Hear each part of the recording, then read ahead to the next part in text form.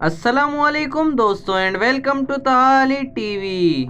दोस्तों आज मैं आपको बताने जा रहा हूँ पुराने जमाने में इजाद की गई ऐसी अजीबोगरीब चीजें जिन्हें आज की साइंस देखकर हैरान और परेशान हो जाती है। दोस्तों सबसे पहले हमारे चैनल ताली टीवी को सब्सक्राइब कर दें और बेल आइकन पर भी क्लिक कर दें ताकि हमारी आने वाली वीडियोस का नोटिफिकेशन आप तक बआसानी पहुंच सके। Number 1 hydraulic hammer. दोस्तों चाइना के सारे कदीमा के माहिरीन को एक 2000 साल पुराना पानी की कुव्वत से चलने वाला एक हथौड़ा मिला। दोस्तों इसको पानी की कुव्वत से किस तरह इस्तेमाल किया जाता है ये मैं आपको बताता हूँ। इस हैमर को एक लकड़ी के चक्के के साथ बांधा जाता है और फिर इसको पानी के बहाव के साथ चलाया जाता है। इससे ये हथौड़ा अपने वजन के साथ गिर जाता है। दोस्तों अब आप लोगों के दिमाग में एक सवाल उठ रहा होगा कि आपने ये सब तो बता दिया लेकिन ये नहीं बताया कि ये किस चीज के लिए इस्तेमाल होता है। दोस्तों इसको 2000 साल पहले चक्की पीसने के लिए इस्तेमाल किया जाता था, जिसे पीसने के बाद ये आटा बन जाता था। 2000 साल पुरानी इस टेक्नोलॉजी से अब क्या क्या बनाया जा रहा है ये देखकर आप हैरान हो जाएंगे। दोस्तों सबसे पहले तो ये इंसानों के लिए काफी फायदेमंद है क्योंकि इससे 50 मजदूरों जितना काम लिया जा सकता है और अब जदीद टेक्नोलॉजी में इससे लोहे भी बनाए जाते हैं। दोस्तों आपका इसके बारे में क्या ख्याल है कमेंट सेक्शन में जरूर बताएं।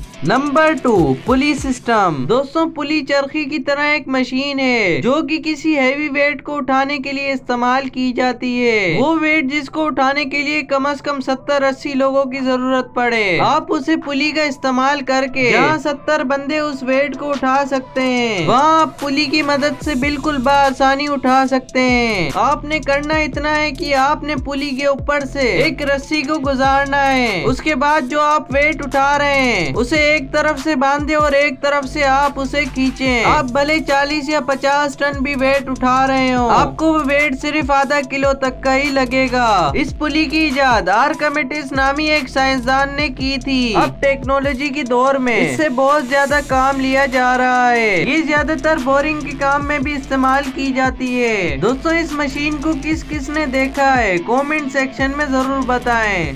Number 3 Egyptian saw.